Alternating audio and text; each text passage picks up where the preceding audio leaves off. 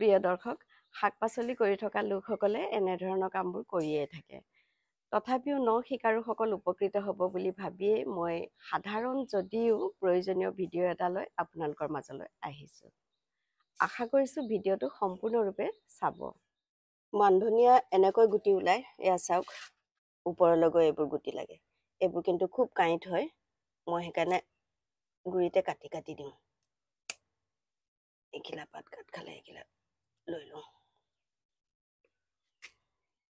বাৰীত মানধনিয়াবিলাক যদি এনেকৈ ওখ ওখ হৈ গুটি লাগে, এডাল দুডাল আগ কঠীয়ালৈ ৰাখিব পাৰে। এনেকৈ গোটেইবোৰ ৰাখিলে কিন্তু বহুত বেছি হৈ যাব আৰু বিৰাট কাঁইট, চুবই নোৱাৰি। আইও, এইখিনি গুটি পকিছে। এইবোৰ গুটি পকিলে মানে আৰু য'তে পৰে ততে মানধনিয়া ভৰ্তি হৈ যাব গজি। এবাৰ এজোপা ৰুই গুটি লাগিবলৈ দিলেই হৈ গ'ল। এতিয়া মোৰ এইখিনিও গজিব। এইবোৰ গুটি পকিলে এয়া বহুত মানধনিয়া পুলি গজিছে। এইবিলাক এইখিনি চাওক কিমান ওলালে। আমাৰ ঘৰত কিমানখিনি মানধনিয়াৰ ষ্টিক ওলাইছিলে চাওক, ইমান গাল। এই গাল যদি থৈ দিলোহেঁতেন ডাঙৰ এখন বাৰীত গজিলেহেঁতেন। এতিয়াও এইবোৰ যে পকিছে, এই পকাবিলাক যদি সৰি পৰে য'তে সৰে ততে গজিব।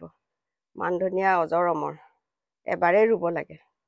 কেৱল এই ষ্টিকডাল ওলাব লাগে, আৰু যদি ষ্টিকডাল নোলায় তেতিয়াহ'লে কাষেদি এজোপা দুজোপা পুলি এনেকৈ ওলায়। গুটিখিনি কাটি দিয়াৰ 2 মাহৰ পিছৰ দৃশ্য চাওক, মানধনিয়াবোৰ কিমান ধুনীয়া হৈছে। অলপ যত্ন কৰিলেই ঘৰতে মানধনিয়াৰ পাত পোৱা যায়। মানধনিয়াৰ পাতে স্মৃতিশক্তি বৃদ্ধি কৰে, সেইকাৰণে যিকোনো বয়সৰ মানুহে মানধনিয়া খাব পাৰে। এটা পাত্ৰত অলপ মাটি, অলপ শুকান গোবৰ দি এজোপা মানধনিয়া ৰুই মাজে সময়ে পানী দি মৰম আৰু যত্ন কৰিলেই মানধনিয়াজোপাই এটা সময়ত প্ৰতিদান দিবই। পদিনাৰ দৰে মানধনিয়া কেৱল পানীতো জীয়াই থাকে, গতিকে মানধনিয়া এজোপা ঘৰত ৰুই ল'ব পাৰে। প্ৰিয় দৰ্শক, ভিডিঅ'টো যদি ভাল লাগিছে তেন্তে লাইক কৰক, শ্বেয়াৰ কৰক আৰু মতামত দিয়ক। আপোনালোক কুশলে থাকক।